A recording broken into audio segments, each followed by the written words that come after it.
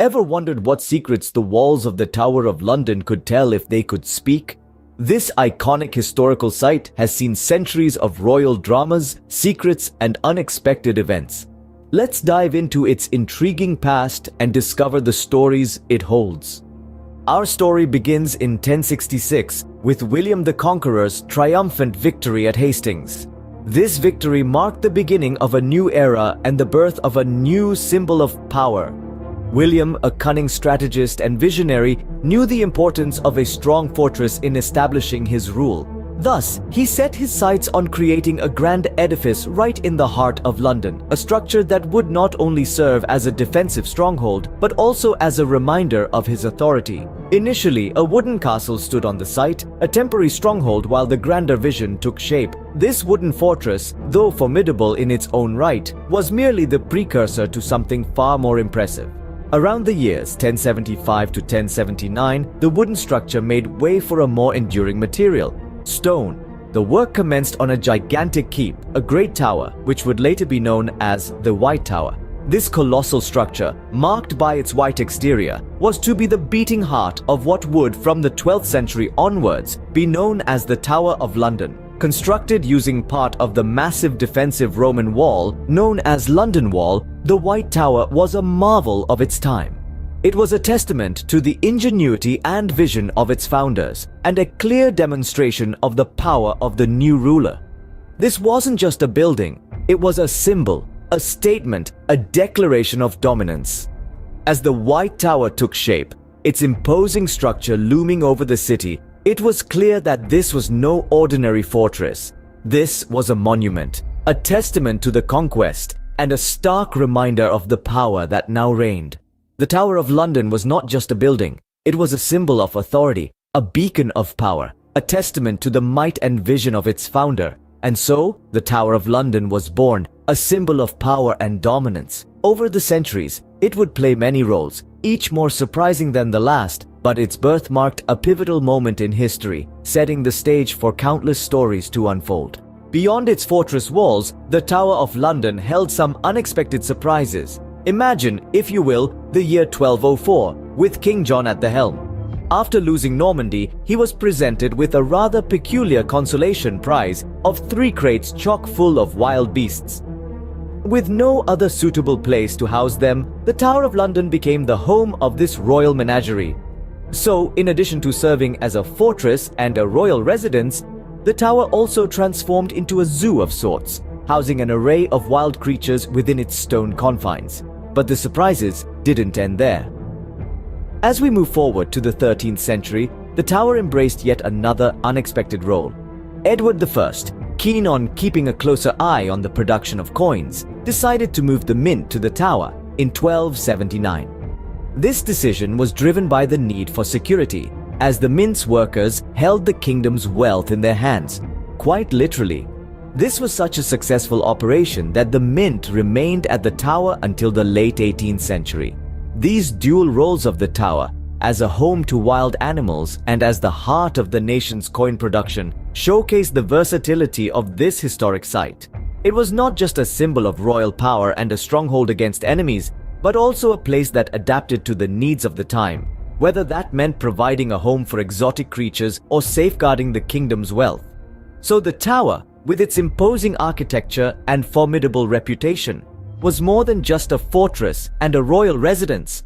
It was a place of intrigue and unexpected history, where wild beasts roamed and coins were minted, all under the watchful eyes of the monarchy. Indeed, the tower was not just a royal residence, but also a zoo and a mint, showcasing its versatility. As the volume of government records grew, the Tower of London took on another role. Imagine a place so secure, so fortified, that it held the wealth of a kingdom and the secrets of a government. That place is the Tower of London. During the reign of Edward I, the tower found itself embracing a new function, one that was unexpected of a fortress.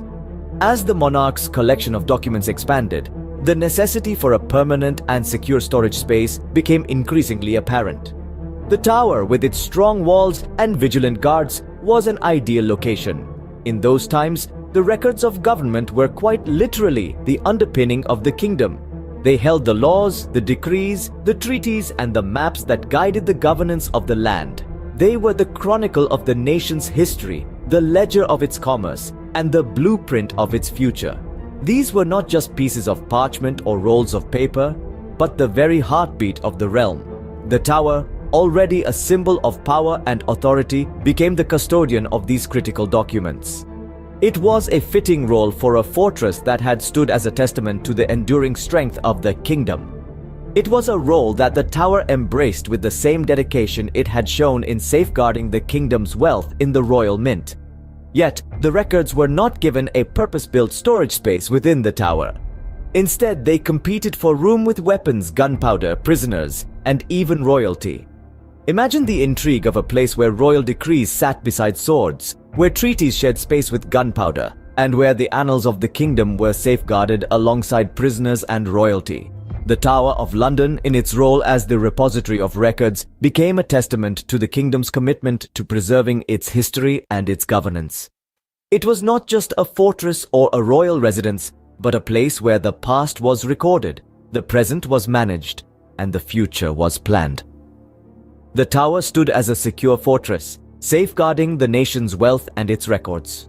The tower's history takes a dark turn with the disappearance of the two princes in 1483. These young royals, Edward V and his younger brother Richard of York, were but 12 and 9 years old respectively when they were lodged in the tower by their uncle Richard III. Their stay was meant to be temporary, a precursor to Edward's coronation. Yet, as summer turned to autumn, the princes were seen less and less until they vanished altogether. Suspicions of foul play arose swiftly, with whispers of murder echoing through the stone corridors of the tower. The prime suspect? Richard III himself, who had invalidated his nephew's claim to the throne and had himself crowned king. Yet despite centuries of investigation and speculation, the truth of what happened to the princes remains shrouded in mystery. Fast forward nearly 2 centuries to 1674. As workers were demolishing a section of the royal palace in the tower, they stumbled upon a wooden chest hidden beneath the staircase foundations. Inside, they found 2 small skeletons. The bones were clearly those of children, and their stature suggested they were of an age with the princes at the time of their disappearance.